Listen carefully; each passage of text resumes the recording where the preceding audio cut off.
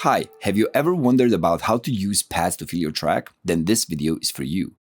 We'll show you the final results of the article called Use Pads to Fill Your Track to show you how a pad with some movement on it can be used to fill the mid-frequencies of a track.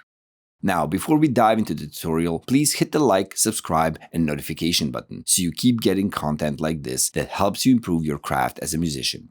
One of the most typical challenges for a music producer is to create a track with a sense of lively, genuine depth. Pads are one of the most useful sounds for this since they have extended notes that can effectively fill the sound spectrum. With this specific pad, we added some more movement to it by using two LFOs to move some of its parameters. On top of that, to snugly fit this pad inside of our mix, we have added some reverb and delay to top it off. As a result, the previous sequence mid-frequency part of the spectrum was filled in. Let's hear it.